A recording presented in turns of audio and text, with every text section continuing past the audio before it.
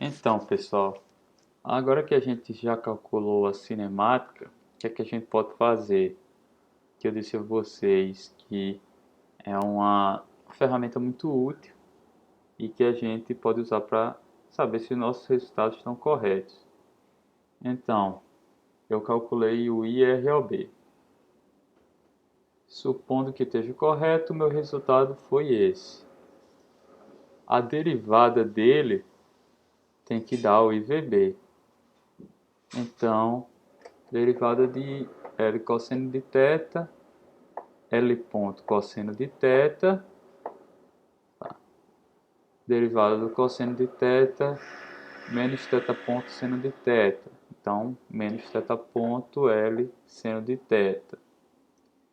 E aqui embaixo é derivada de L vezes seno de θ, L ponto seno de θ, mais derivada do seno, θ ponto cosseno. Então, θ ponto cosseno, θ ponto L cosseno de θ. Aí a gente já tem uma certeza maior de que fez tudo certo, beleza?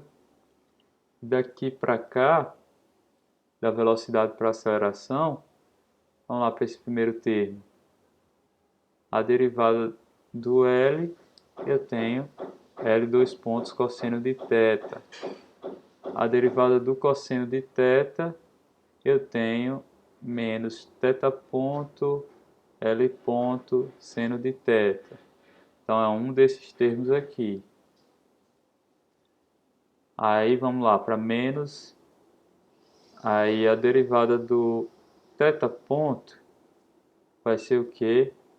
Menos θ dois pontos L seno de θ. A derivada do L, θ ponto L seno de θ, negativo, né? Que é o segundo termo aqui. E por último, a derivada do seno de θ, θ ponto cosseno de θ. Então fica com menos θ ponto ao quadrado, L cosseno de θ, que é esse último termo aqui. E aqui partindo para baixo, L dois pontos seno de θ,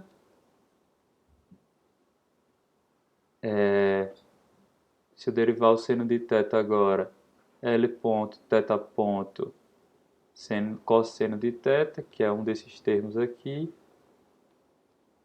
Derivando aqui o θ, eu fico com θ dois pontos L cosseno de θ, que é esse termo aqui. Derivando o L, θ ponto L ponto cosseno de θ, que é o segundo termo daqui. E derivando o cosseno de θ, eu fico com menos θ ponto seno de θ. Então o resultado vai ser menos θ ponto ao quadrado L seno de θ. E aí eu concluo, eu verifico, eu não só calculo minha cinemática, como eu consigo verificar que ela está toda feita de forma certa. E é assim que eu quero que vocês usem, né? Usem essas equações, as equações que a gente desenvolveu aqui para a cinemática no referenciais móveis, e compare com a derivada direta para ver se está tudo certo.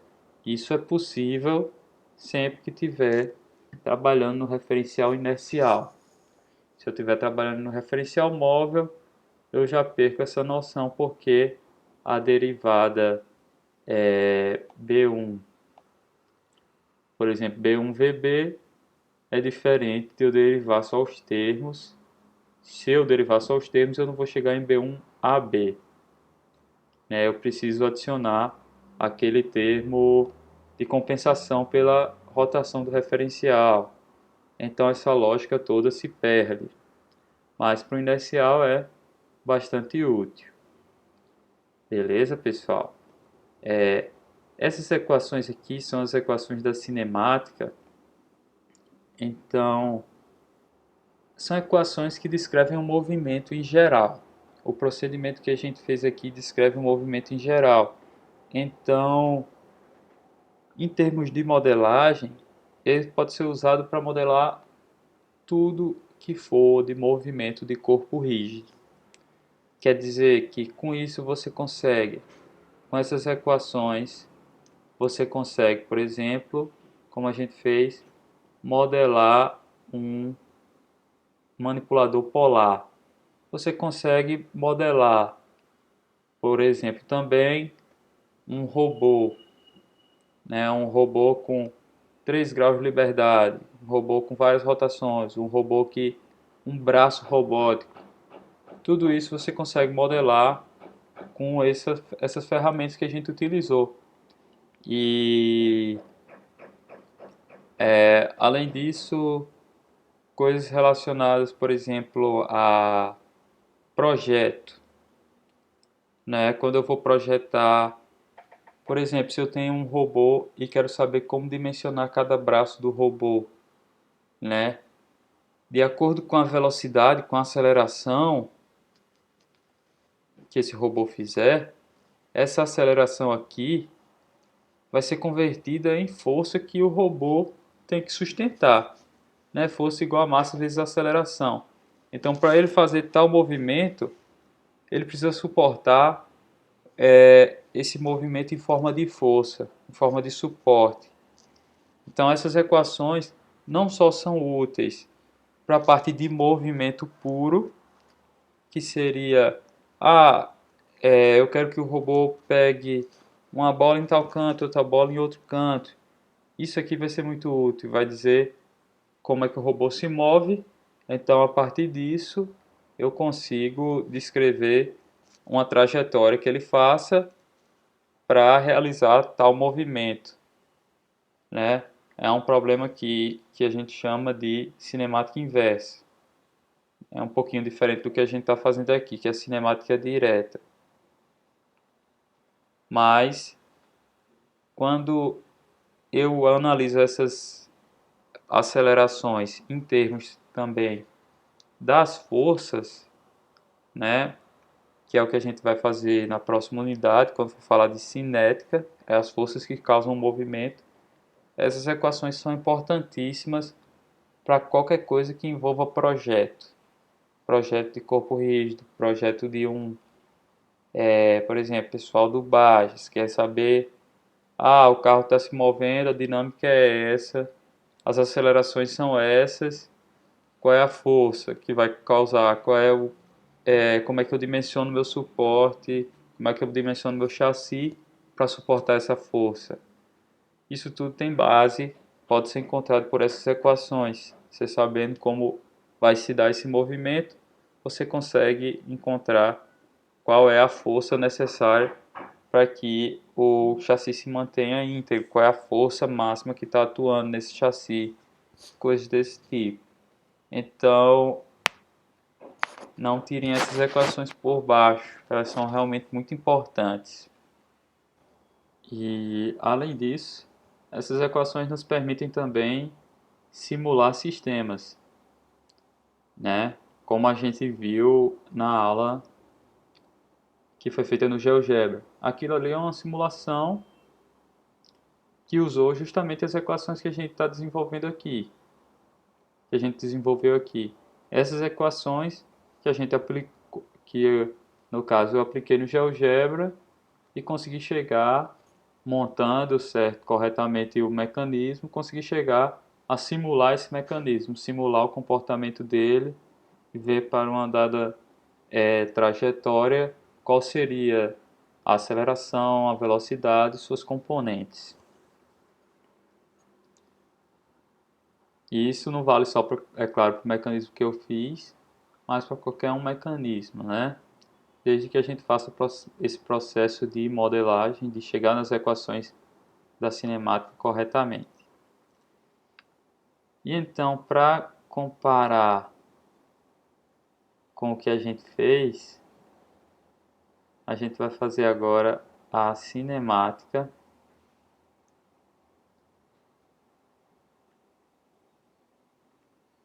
do efetuador, né, do mecanismo polar.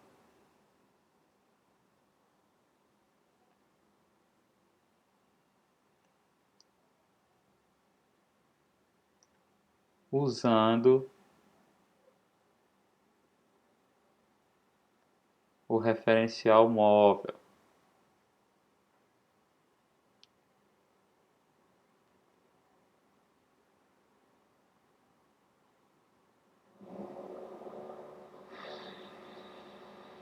Aqui no caso é o B1. Vai ser a critério de comparação, para vocês verem como algumas vezes, na verdade muitas vezes, usando o referencial móvel eu consigo equações bem mais enxutas. Então, o que é que eu teria aqui para posição do ponto B?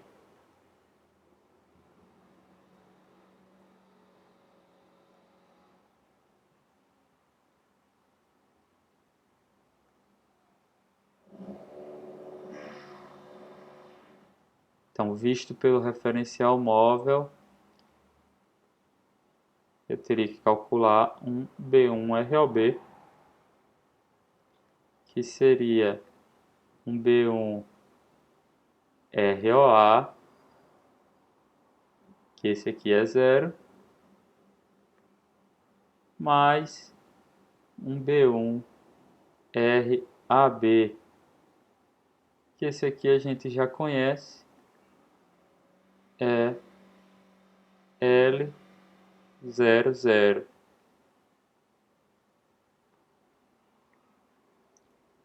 Para a velocidade do ponto B,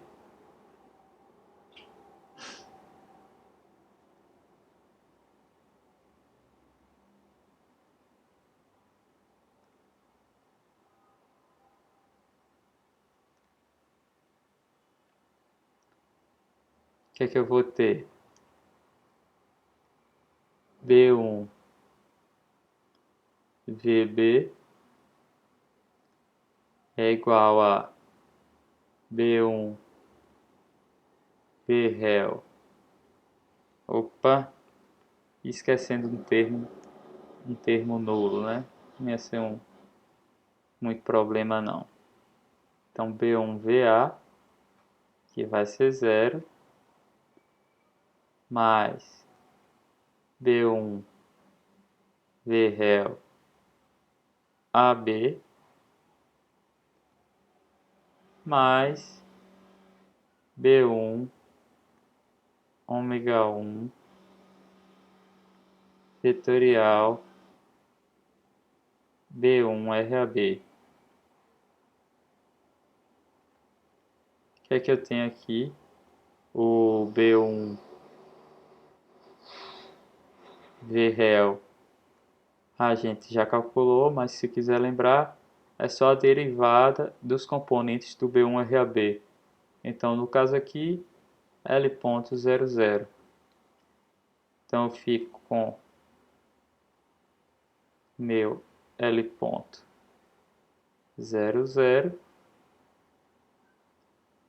mais um I J K, esses I que na verdade é I1 J1 K1, mas também não precisa ficar lembrando disso o tempo todo, né? 00 teta ponto L00 L00 meu B1 RAB. Então eu fico com L.00, que é o meu VREL, mais o resultado desse produto vetorial aqui, que é na posição positiva de x é 0, na negativa de x é 0, na positiva de j é θ.L, na negativa de j é 0 e em k é 0. Então, qual é o meu B1 VB?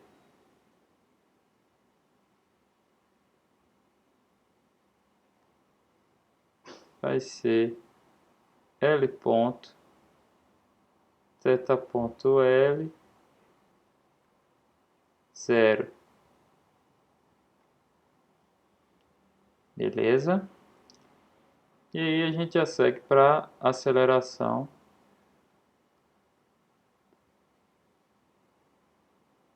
Aceleração do ponto B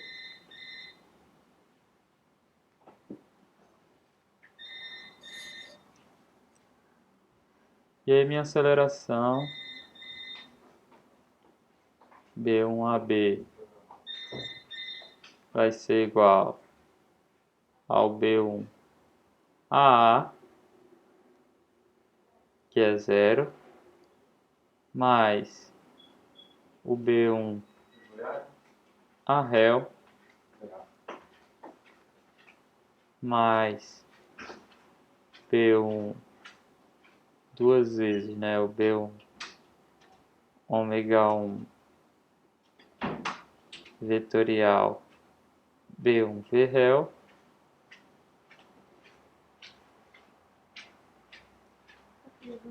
mais B1 ômega ponto 1 vetorial B1 RAB,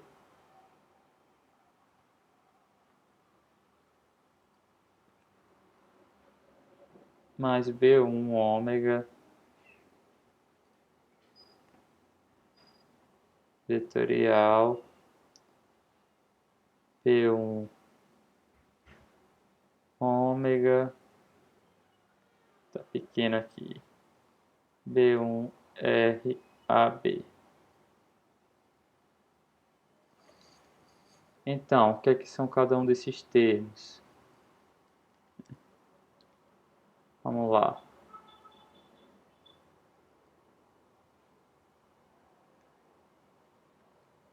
O meu arréu é a mesma coisa do V réu, né? Seria eu derivar o V réu, esse camarada aqui, derivar as componentes dele.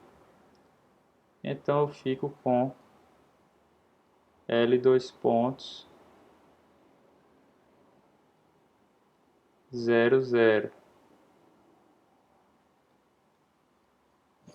Meu 2 vezes ômega 1 vetorial B1 V réu vai ser... perceba que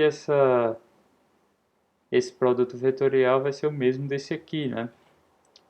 Com a mudança aqui no lugar de L, eu vou ter L ponto. Então isso tudo vai ser 0, botando 2 para dentro, 2 θ ponto L ponto 0. Agora eu vou ter a mesma coisa disso aqui, só que com θ dois pontos. Aqui vai ser um ômega ponto. Então, 0, θ dois pontos L 0.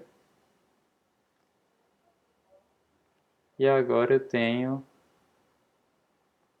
um IJK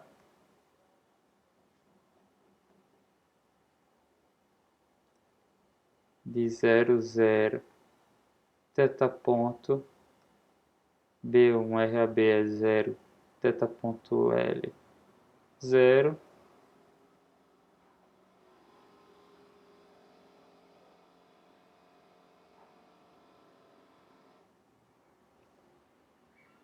O resultado disso é... Opa.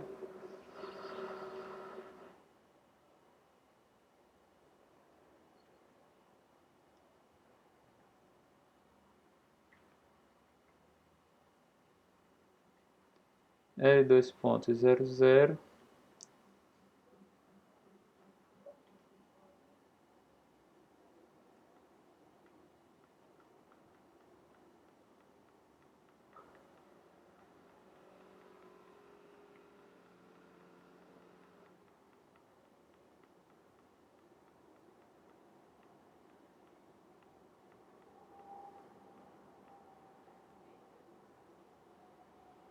Aqui, observe que é o mesmo produto vetorial que a gente fez aqui, mudando no lugar de L ponto.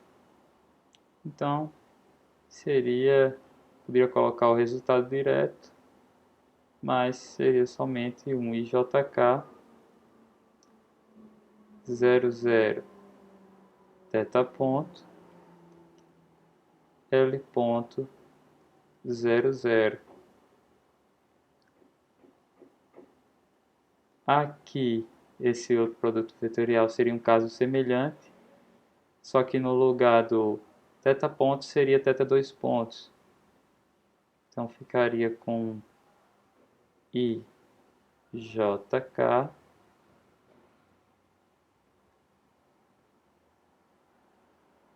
00 θ dois pontos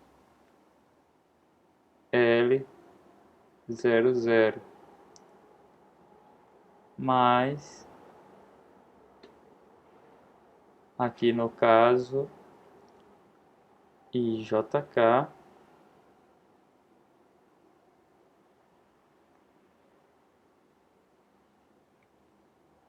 00 θ ponto, que é esse termo aqui, e esse termo entre parênteses é o 0 θ ponto L0. Então, 0 θ ponto L 0. E aí, opa, aí meu B1 AB vai ser L dois pontos 00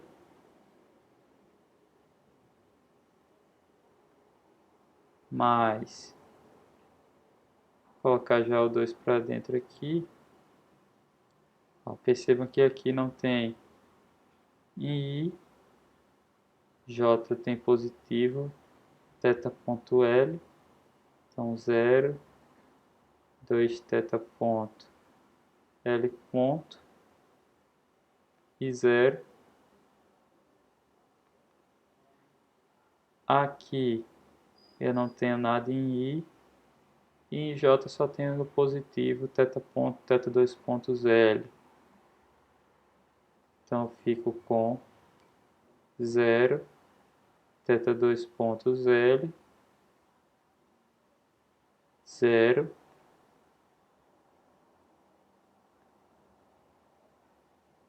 e aqui o que eu vou ter? No negativo de x menos θ ponto ao quadrado L 0 0. Eu não tenho nada no positivo de x, só tenho no negativo. Em J não tenho nada no positivo nem no negativo, e em K não tenho nada. De forma que o meu B1 AB fica simplesmente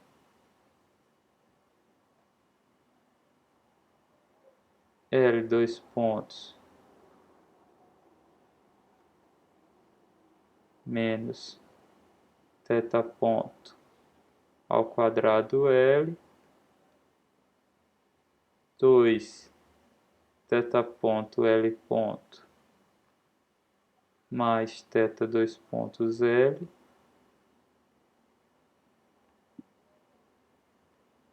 e 0 em K. Então, simples assim. Pelo movimento, pelo referencial móvel, muitas vezes a gente encontra equações bem mais enxutas, bem mais resumidas, que têm a mesma validade das equações que a gente encontrou com referencial inercial. Então, pessoal, muitas vezes usar o referencial móvel é tanto útil no, na resolução, né, porque deixa mais enxuto, não é, no caso geral, você tiver muitos referenciais, aí termina ficando, acho que uma coisa parecida, mas para poucos referenciais móveis, usar no referencial móvel no mais conveniente para você, muitas vezes deixa a equação mais enxuta. Mas mesmo assim, ó, ela deixa muito mais visível os termos. Como a gente viu naquela aula que eu mostrei o GeoGebra, esse termo aqui é o termo do arréu, que tenta aumentar ou correr do pistão, né? Aumentar o pistão do meu manipulador polar, que está na direção X, na mesma direção do manipulador. E esse aqui é a aceleração centrípeta, que está na mesma direção, mas na orientação contrária, que aí vai fazer com que a, a velocidade gire, né? Além disso, eu tenho minha aceleração de Coriolis e minha aceleração angular, que vai fazer com que o giro fique mais rápido. Mas não só isso, esse problema é bem útil porque ele tem uma equivalência direta. Se vocês forem olhar por os livros tradicionais, é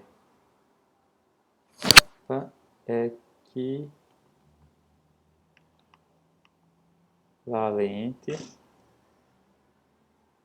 tem uma equivalência direta com as coordenadas polares, que é muito usada, por exemplo, no Hibbeler, no Merriam, que eles dividem muito o movimento. Por exemplo, movimento, eles ensinam vários tipos de coordenadas e dizem, para cada movimento, você bem dizer tem que saber qual é a coordenada certa para usar para resolver bem. Nesse caso da gente, a gente faz a modelagem, é um pouco mais trabalhoso, mas fica livre disso. De todo jeito vai dar certo. Então, dessa forma aqui, essas componentes são equivalentes às coordenadas polares.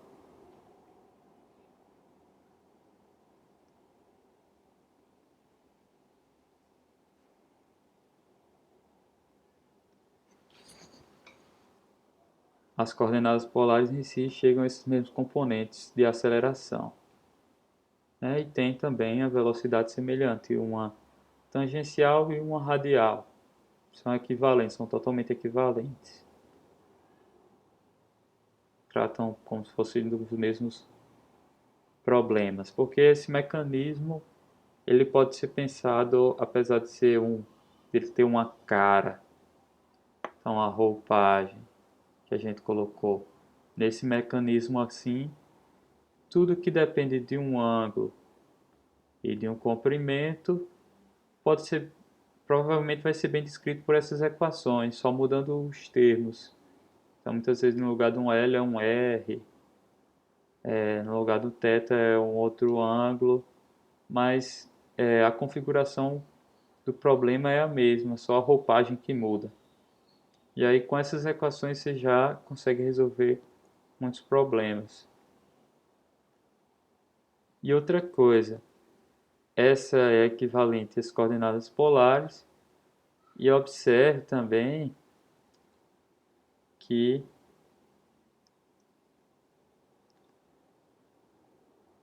se eu pegar o caso particular, então para o caso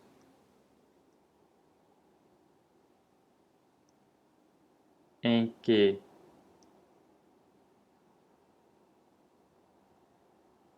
L é constante,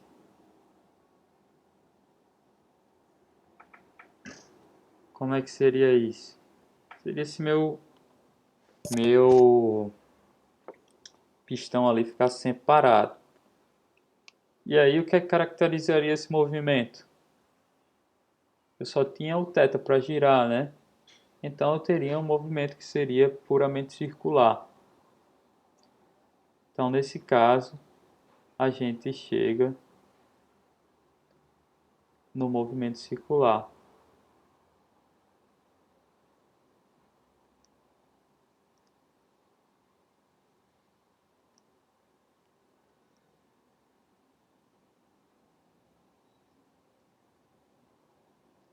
Como o θ ele é constante, ele não vai ter tanto L ponto como L dois pontos é zero.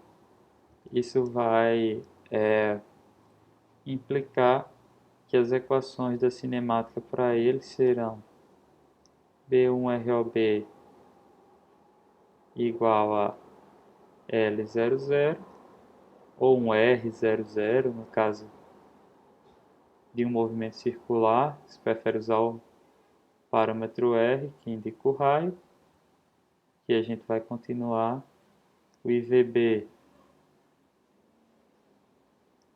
0, θ ponto L 0 e o B1 AB vai ser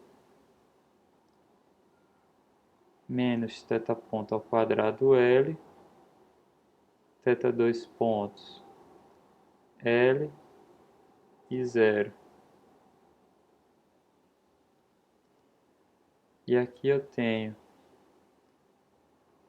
no movimento circular a famosa aceleração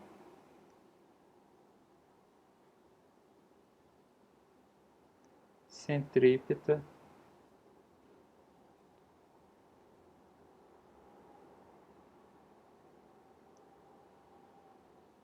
e a aceleração tangencial.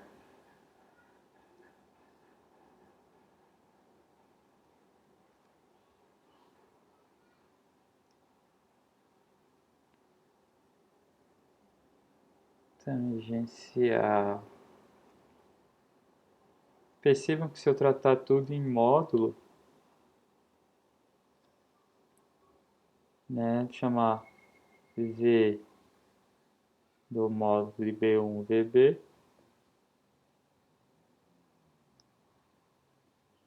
que é θ ponto L, considerando aí que esse θ ponto é positivo, mas para não ficar guardando o módulo de θ ponto. E minha aceleração centrípeta, pelo menos o módulo dela,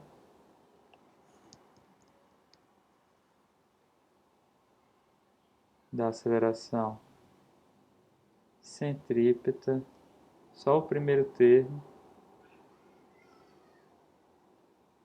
é igual a θ ponto ao quadrado L, que eu vou chamar de AR, que ela tem uma componente radial, mas a minha aceleração centrípeta, eu tenho aquela mesma, é válida aquela mesma relação. Aceleração centrípeta, V ao quadrado sobre R. Só que no lugar de R aqui eu vou ter um L, né? Então vai ser θ ponto L ao quadrado sobre L, que fica igual a θ ponto ao quadrado L, que é a minha aceleração centrípeta. Beleza, pessoal? Outra coisa que eu ia esquecendo tá aqui, ó. Lembra que eu falei que aquela regra da derivação já não servia mais para o caso da gente estar trabalhando no referencial móvel? Então aqui eu tenho o meu ROB, B1ROB, mas já, se eu derivar ele, já não é igual ao B1VB. Se eu derivar ele, eu só ficaria com esse termo L ponto. Então esse outro termo não apareceria. Ele vem justamente da derivada do referencial, né, do giro do referencial. Então eu não consigo fazer aquela comparação que eu faço quando eu estou trabalhando no inercial.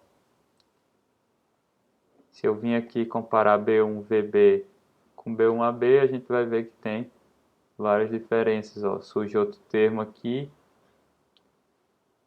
e aqui poderia vir, aqui fica bem parecido, né? Seria θ 2 pontos L mais θ ponto L ponto. Mesmo assim surge um segundo θ ponto L ponto. Então, só para frisar que no caso a gente está trabalhando com referencial inicial, a gente pode conferir se o resultado está certo ou errado, né? Se você fez tudo certo e, e fez usando o procedimento da equação geral pelo movimento relativo, você pode conferir com a derivada direta. Se os dois estiverem batendo, é uma chance boa de seu resultado estar certo. Mas já que no caso do movimento, quando a gente faz ele no referencial móvel, quando calcula usando o referencial móvel, eu não tenho essa possibilidade. Beleza?